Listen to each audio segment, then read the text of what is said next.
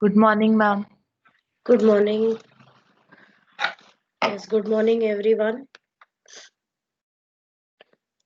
So, I hope all your assignments have reached me. I hope you have submitted your project video.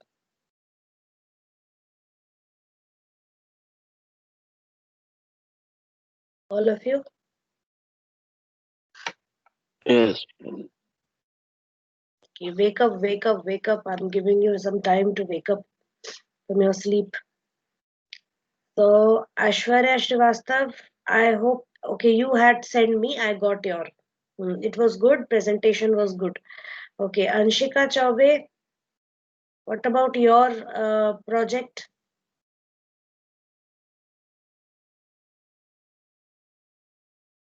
Anshika, are you there?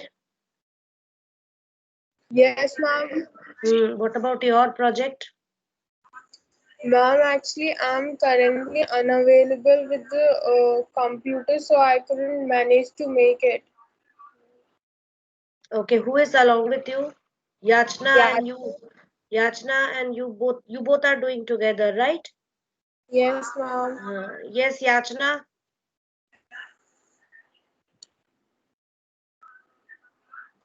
Yachna, are you there? Yes, ma'am. What about the project, dear? I'm also working on it for arranging. Actually, my computer is not working properly. Both of your computers are not working, Anshika and Yachna. Yes, ma'am. Okay, okay, fine. I'll see to this problem. Today we are going to begin with a new chapter, that is using Python libraries. But before starting with that chapter, I will first discuss the paper with you. So I'm just going to open the paper. Yes, Rajdeep Datta, are you there? You just joined the meeting. Yes, ma'am. Have you submitted your project video? Yes, ma'am, I did before the exam. Okay, you send it to me? Yes, ma'am. Okay.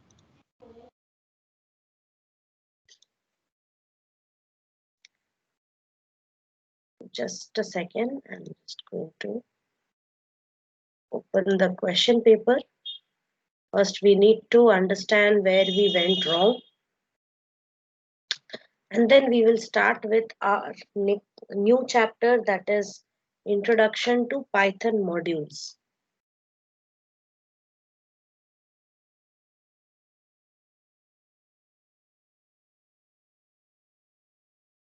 First of all, how was your computer exam? All of you.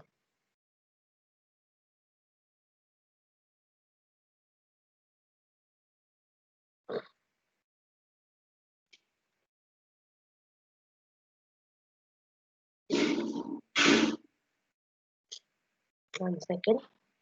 I will share the screen.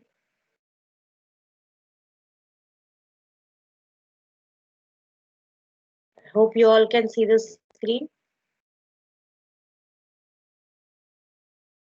Can you all see the screen? Yes, Yes, ma'am. ma'am. Okay, please do respond. Whenever I ask you a question, at least you can just unmute your mic and you can respond. Sorry. Okay, so the first question was you had to find the error in the code. Please take a note of all the errors. Okay, many of you, although I haven't checked all the papers, it's taking time because paper is of 70 marks. So you can see over here what are the errors. There are 4 errors and I have marked those errors also. The first one is input, second is no indentation is required here. Sorry, no indentation is given. Either all these statements should be indented backwards or if statement should be indented forwards. If C equals 0, so equality operator is used wrongly, print P is small. P should be small. So these are the errors. But because you cannot rewrite the code, hence I mentioned it, you have to point out the errors and write the correction. So it had to be somewhat like this. Okay. Next is write a function to calculate volume of a box with appropriate default values for its parameters. So you had to use default value for the parameters, and volume calculation is very easy. Simply return length into width into height. So a 2 lines program. Okay. Next is write a function in Python to read lines from a text file india.txt to find and display the occurrence of the word India. For example, now if the content of the file is, so let me show you the content of the file. This is the content. Okay, and here how many times do you find the word India? 1, 2, 3, and 4. Okay, and 5. Indians, and 4. Why? Because this is Indians, right? And we are making a whole word search over here. If you want, you can also search it in the form of a substring, but we are doing a whole word search, and already in the question it has been specified that output should be 4. So it is clear that we are doing a whole word search. And I had also given you a hint: use the split function.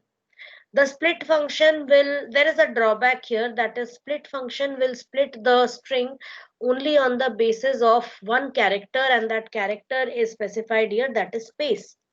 Okay, but I had also taught you a hard way through which you can create words. You can extract words out of sentences, okay, based on any of the characters, whether it is space or comma or period sign or semicolon or any other such punctuator. Okay, so I had already explained that long back, if you remember. If you have been doing your self studies properly, you would remember that. Okay, so because I had already provided you the hint, so I've provided this code over here. So you have to create a function. Now wherever it's a function, you have to specify that as a function, and here I have used read lines to extract all the lines from the file. For line, then what I use this loop to process one line at a time. Then I split that line based on space, and then I would check each and every word, whether it's India or means capitalized India, or whether it is lowercase India. It is going to count it and return the value of count. Next question is an output question, and this question also we had discussed. It is a shallow copy question, if you remember that. Okay, if you solve it, the answer is this. So this is the answer. Few of you have done it correctly. Okay, so you can watch the recording of that video where I had taught you about shallow copy. Okay, next is add client. So this was a queue question, linear queue question.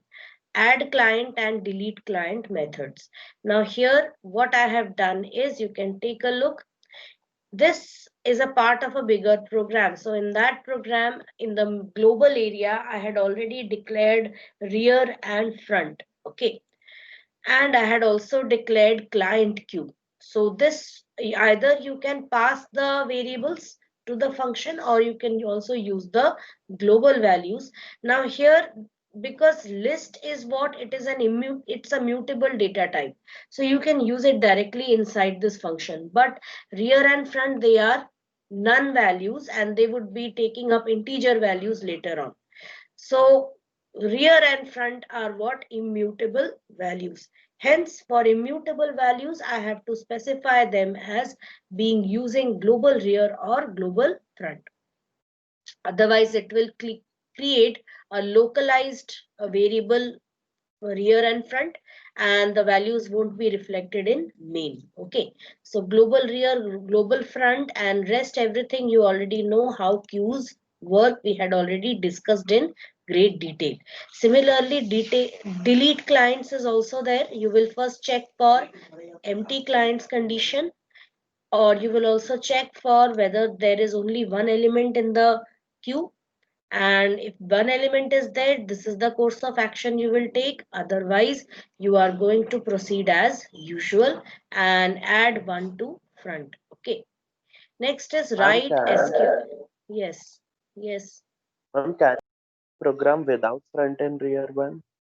you can use it without front and rear also, but the thing is, Pradyum, front and rear always goes with your queues. Queue is a data structure, right? We should not forget at the end of the day that we are dealing with a data structure queue which has a front and a rear. Okay, so it should have, means the you have to follow its conventions. All the data has to be inserted from rear and all the data has to be taken out from front. So we are actually following the logical view of the queue.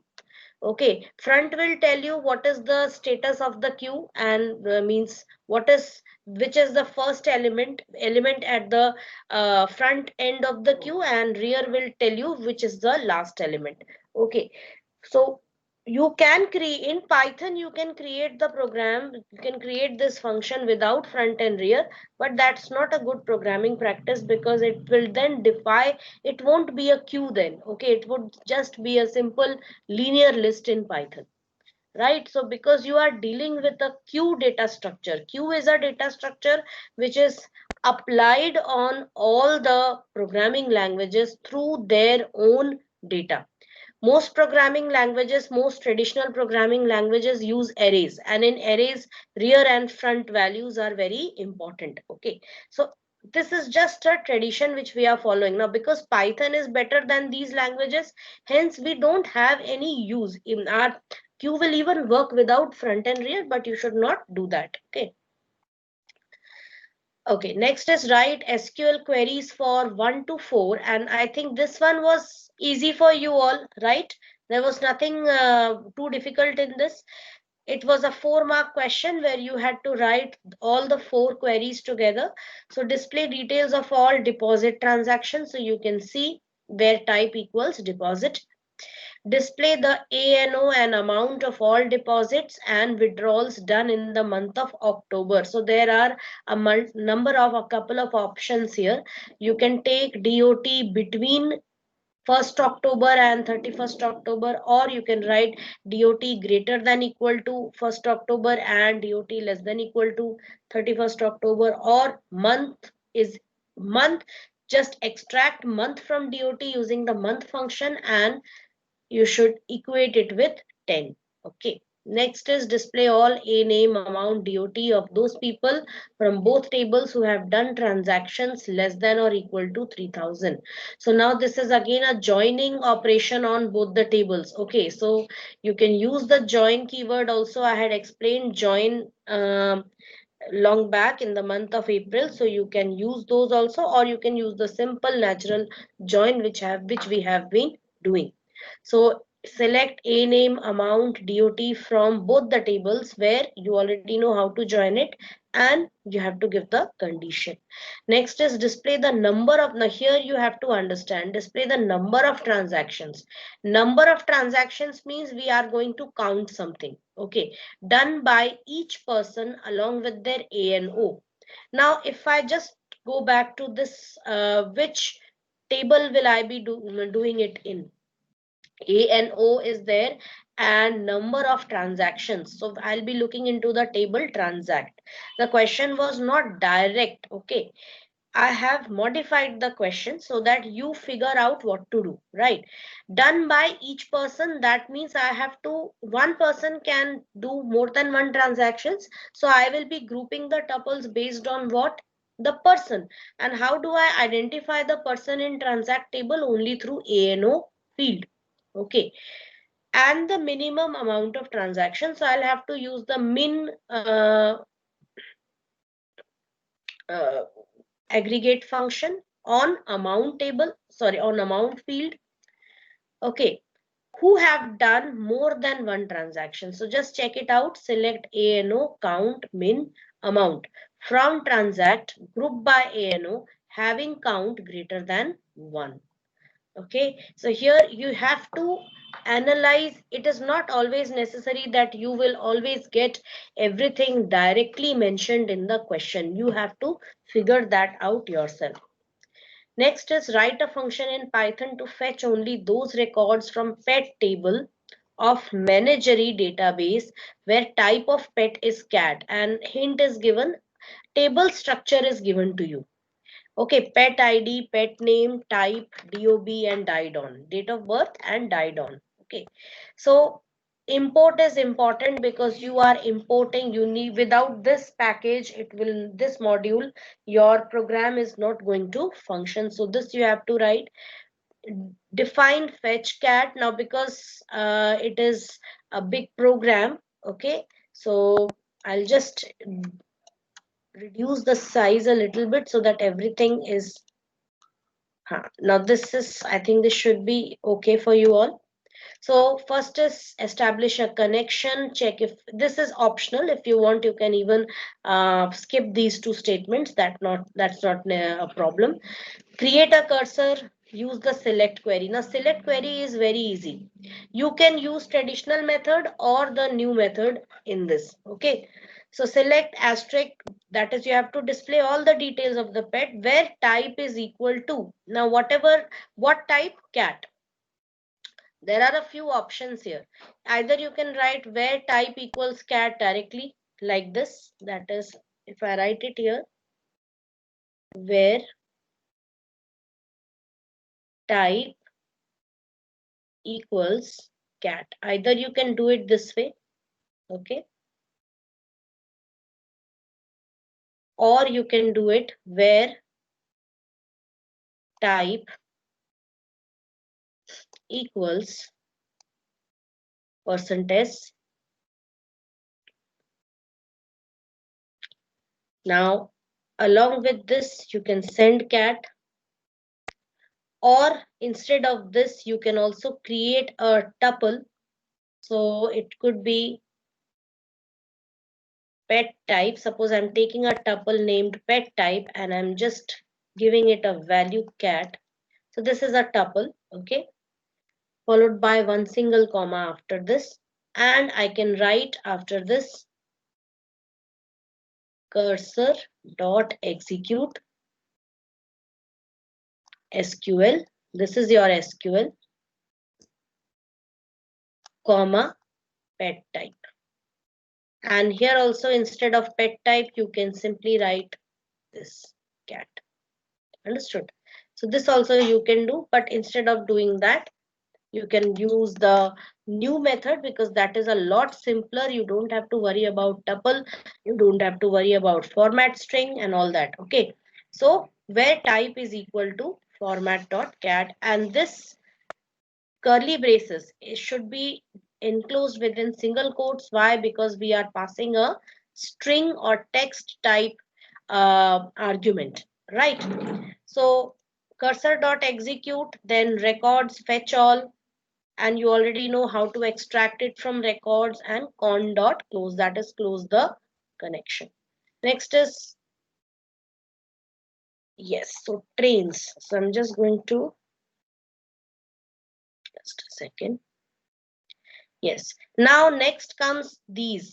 What is the type of the tokens? Else long. I'll just increase the. What is the type of the tokens? Else long Q4 underscore count. It is asked what is the type of the tokens. There are many types of tokens if you remember. Identifiers, keywords, literals, punctuators, operators. Okay. So out of these four tokens belong to which type? Identifier. They are identifiers. Why? Because this else has been written in capitalized form. Okay, if you want to identify them as keywords, keyword else would be all in lowercase, keyword long would be all in lowercase. Okay, so that is the reason why you have to. And moreover, Python 3 doesn't have any data type as long, because int itself takes up an infinite or unlimited number of values depending upon memory, and it is 16 bytes long. Okay, so you don't have to take any separate, there is no separate data type or data type modifier with the name long. Okay, next, what is the type of tokens if roll number? So first one, if is a keyword, roll number is an identifier. So the third option. Next, how many times will the following loop execute? Now taking this into consideration, for I in range -1, 7, -2. Okay, so let's do this. If I have this, I'll just insert that question number 10. Okay, it's important to discuss these questions with you because most of you do not read the questions carefully. So I need to tell you that. Okay.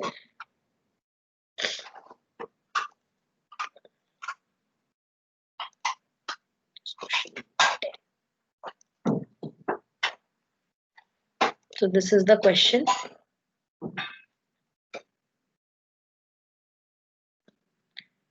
Now look here, for I in range -1, that is, I should start from the value -1. But how will it move? -1, -3, -5, -7, and the ending value is 7 over here. That is, it will never reach 7. So this is going to be what type of a loop, Rajdeep? Ma'am, it will not execute. It will be an infinite loop.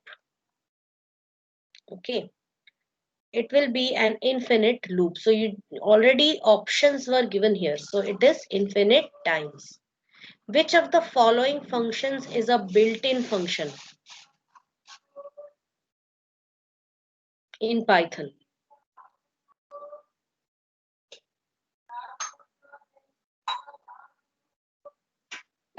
Which one is a built-in function?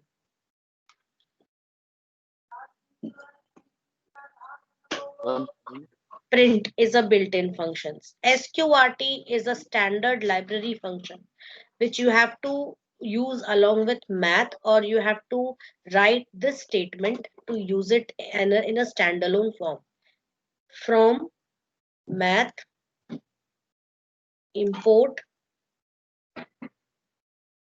SQRT. If you use it this way, then you can simply use it, right? But if you are doing simply import math, you have to write math.sqrt. Next, what is the output? And over here, seed is not any function. Factorial is also not. You can create these functions. They could be user-defined functions. What is the output of the function shown below?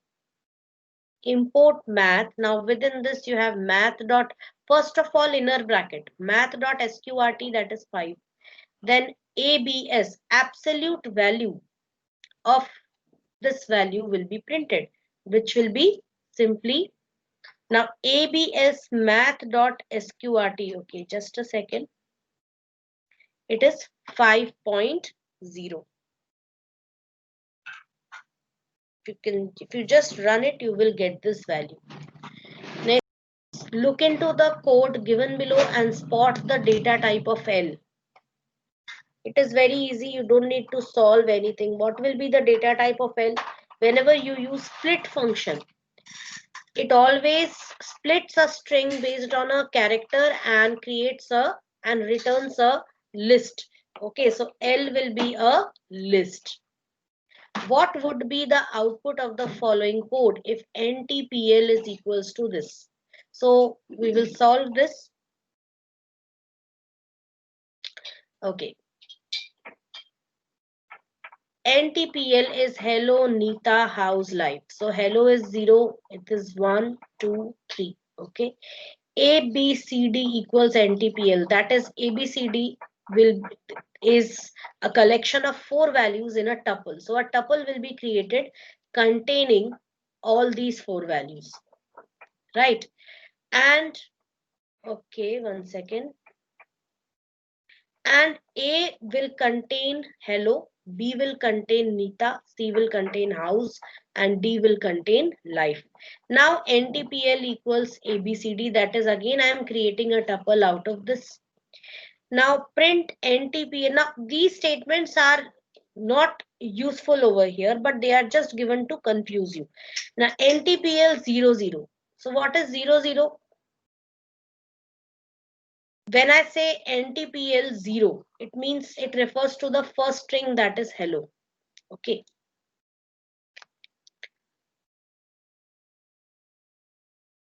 The first item which is hello, and because it is given NTPL 0, 0, that is I am trying to extract the 0th element of the 0th element. So what will be the 0th element? It will be this character, that is H. Okay. Then plus NTPL 1, 1. So 1 is Nita, and what is 1 over here? I. So that means along with H, what will be printed? Hi. Then NTPL 1, Nita. And a comma is given. Here you have to pay attention. There is a plus. Hence both will be concatenated together. But after that there is a comma. It means the separator value is what? A space. So it will be what? Hello Nita. This will be printed. So the output is going to be, or obviously A is hello, B is Nita, C is house, D is life, hi Nita. So that is going to be the correct option, that is option 4. What is the output of the function list enumerate 2, 3? Now you already know what the enumerate function does. It attaches an ordinal number. So we already have 2, 3. So what will it do? It will attach a value 0, 2, 1, 3. So 0 will be what? It is the ordinal number for 2, 1 is the ordinal number for 3. So it will be option 3. Which function or method is required to convert the string into title case? First letter capital. This is very easy. Everybody can give me the answer. Question number 16. Capitalize. What will be the output of the following code snippet? So we'll do this. Question number 17. 1 second.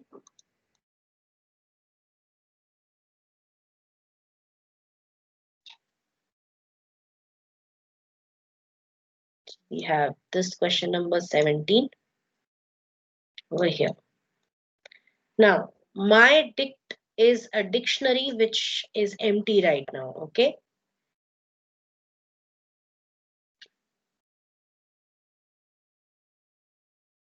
Now, the first value which is being given is a key value, which is a tuple 1, 2, 4, and its value is 8. Okay.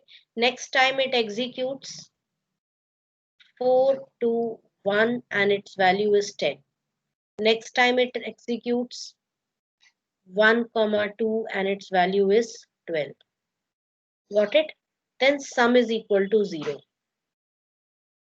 Next, for k, my dict. So k refers to the keys. So what are the keys here? 1 to 4, 4 to 1, and 1, 2. Sum plus equals my dict k. So now this is going to give me the values. So 0 plus 8, 8, 8 plus 10, 18, and 18 plus 12, it is going to give me 30.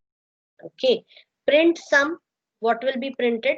30. Print my dict, it will be printing these values.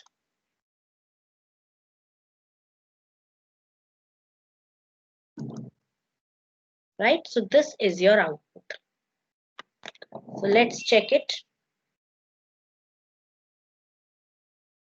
So what is your output? It will be the first option, option 1. Next is 18th question. Give me the answer. Now except Pradyum, I want others to give me the answer.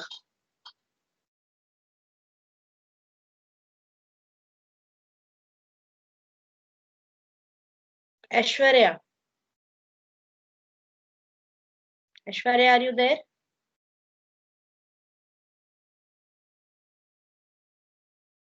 Aishwarya, can you give me the answer using chat? Is upper. Yes, very good. The answer is upper. Check, can see it. It is upper. Next is name the function or method required to give the total length of the list. Very easy. Very, very easy. Who will answer? Yachna Meena. Question number 19. Option 2, that is len. Next, what is the error in this?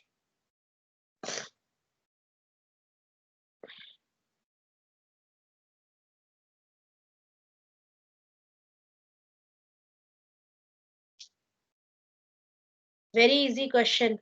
Anshika? Yes, ma'am. Ma'am, So the it is written in capital letters. It should be in small letters. Then choose the correct option, dear. fourth one, all of the above. All of the above, all these are errors. Okay, no colon after for loop. It has been written in all capital letters. If has been written in capital letters, which is wrong. And if there should be an equality operator here, all of the above. Very good. What is the output of the following code snippet? Now let us do this. Question number 21.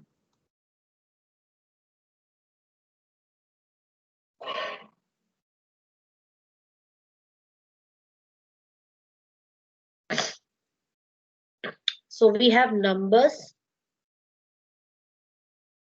which is 9, 18, 27 and 36.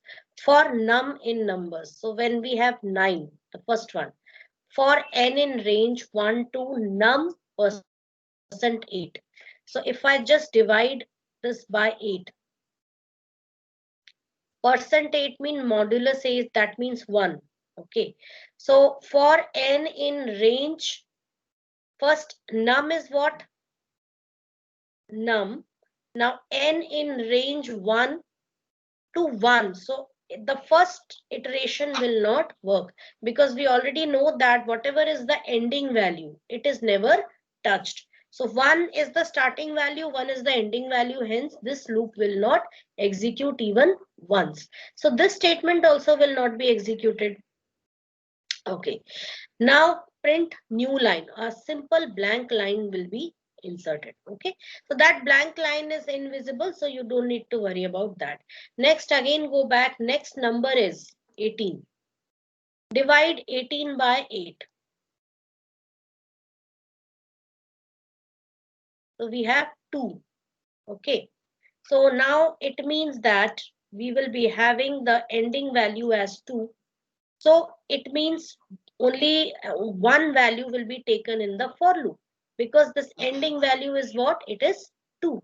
So 1 to 1, 1 से लेके 1 तक ही चलना है. Okay, print n. So what will be printed? 1 hash and end equals space. That means if any other, if this loop executes one more time, the output has to be printed on the same line. But because there is only one iteration, so it completes its iteration and prints a new line. So it changes the line. Next is 27.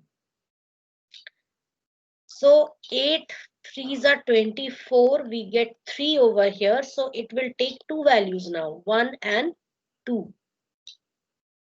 1 second. So it will take two values, 1 and 2. So it will print 1 hash and then next also 2 hash and change the line. And next time it is what? 36. So it is going to be 3. If you divide 36 by 8. So it is going to be, this ending value will be 4. So it will take 1, 2 and 3. So it will be 1 hash, 2 hash, 3 hash. So your output will be this. Okay, a very simple question. And so which option will you be choosing? The first option. What is the output of this following code? Yes, come on, Rajdeep, tell me the answer.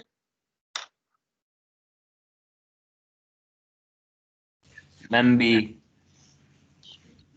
The code will print 1 to the console. Yes, very good. Can you give me the reason for this? Ma'am, because A is equal to 10 is in the def function, so and already its value is 1 before The only. reason is A is 1. This is global A. Okay, global variable A. Within the f function, A equals 10 means, and we are not using any global keyword also. So here it would mean that A is a local variable within f. And I'm using print A, which is not a part of this function. Okay, so this A will print what? This value of global variable A. Understood? This way you have to be very specific and clear about your answer. What is the output of the following code fragment? Let's do this over here. L equals this. So we have L equals 23, 35, 47. Okay, this is question number 23. So I'll do this.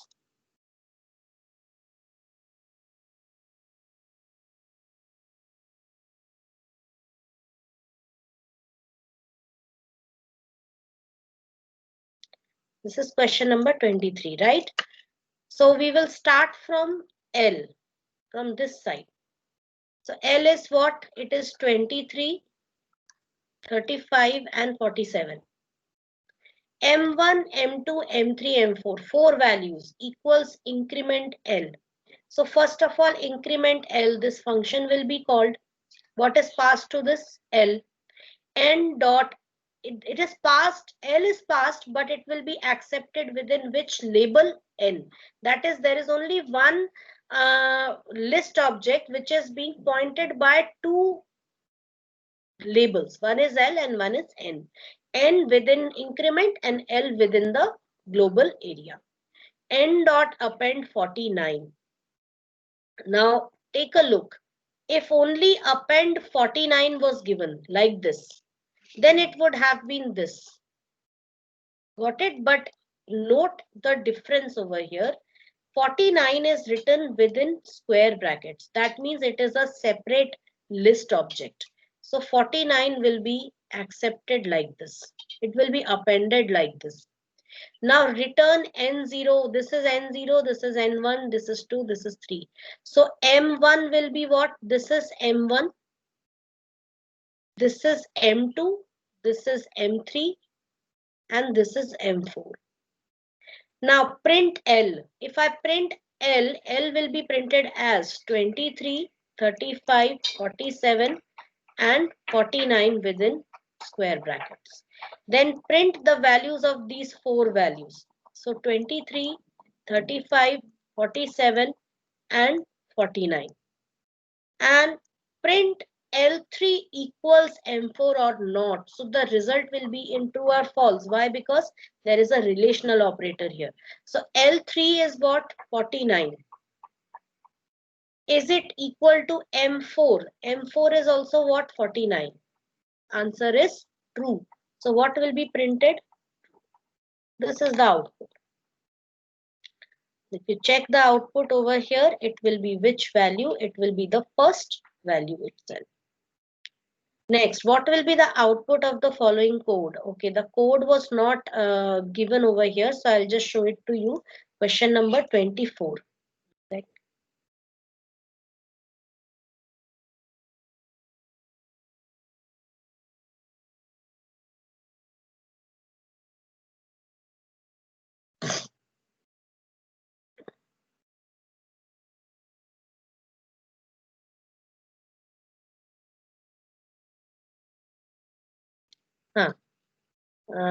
Where is it? Okay. Yes. Can you see this? This is question number 24. X equals 50. Okay. I'm just going to bring it there.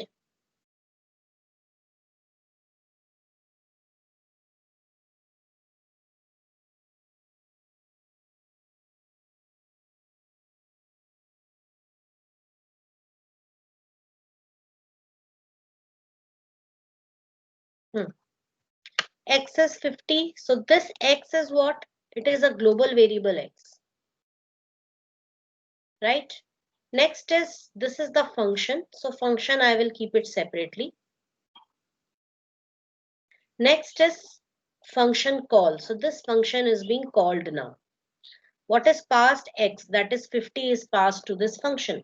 So if you just draw, you should always draw a diagram like this. This is your global area, and within this global area you have area of function, right? So this X is pointing to 50 right now, right? And you have passed this value here. So here also we have an X which is pointing to this same value. Print X is X. So now this X, what will be printed over here? It will print this value 50, because this X has been accepted as an argument. So it will print the value 50. X equal to 2. Now this X is made to point, and I'm not using any global keyword also. So this X is going to now point to a value within this function area, that is 2. Print changed local. So I'll print here changed local X to 2. Okay, function call is done. Come back here. Print X is now. What will be printed now? X is now. Now this was the local variable X, but this global X is still 50. It will be 50. So if you just check, the correct option is the first one only. Next, what will be the output of the following Python code? Yes, who will give me the answer to this question? Again, we come back to Yachna Meena.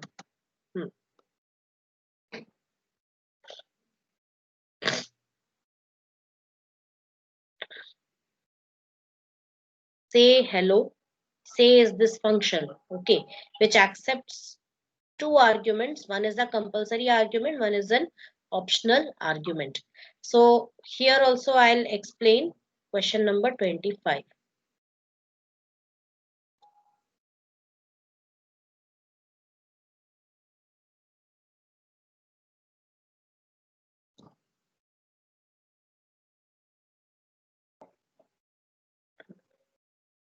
So here we are. So we have question number 25 over here. We start from say hello. So this message is a compulsory argument. This is an optional argument. Okay. So hello is passed. So message contains what? Hello, right?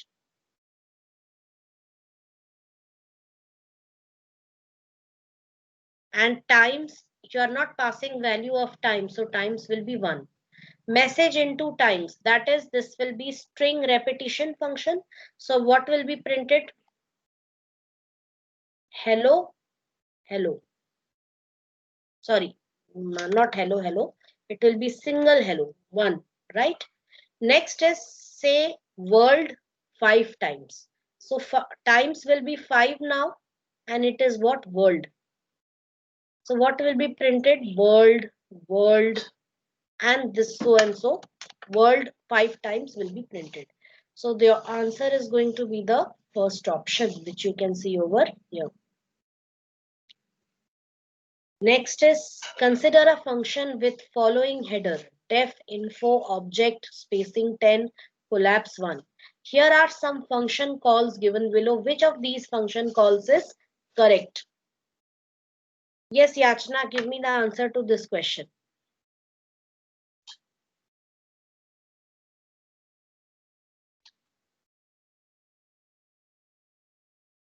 Yes, Yachna, are you there? Yes, ma'am. Give me the answer, please.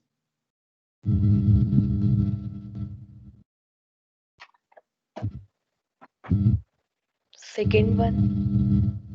Are you sure? Have you found out the reason also, or are you just guessing the answer? You cannot guess the answer just like that. Okay, you also have to give me the reason why it's the second one. Ma'am, I don't know the answer. Why? Why? I'm asking the question why, Yachna.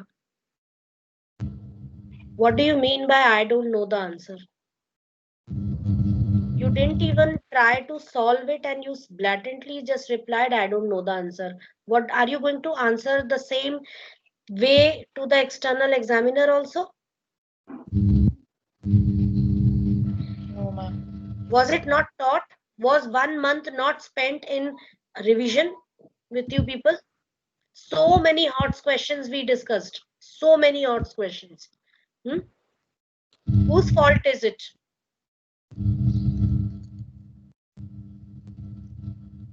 My question is why you don't know the answer to this simple question. It's from the chapter functions. We had done this chapter long back, and we also solved many of its hot questions recently.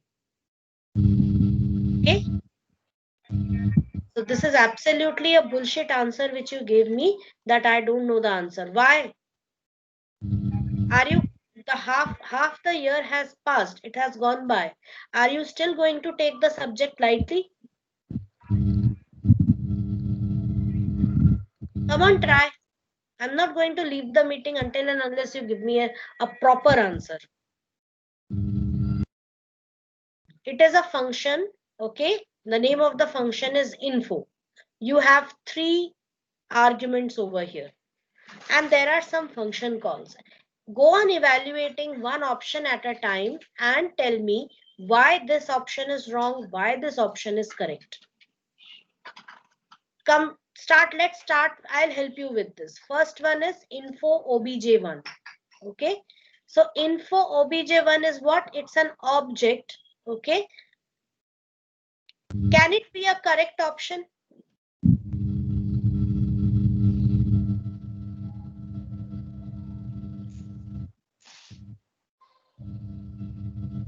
Can it be a correct option? You already know something. Can you define what are optional arguments? Define optional arguments. Yachna, I'm giving you a call right now. Okay. Give me your phone number, please. Share your phone number through chat or send it on my personal desk.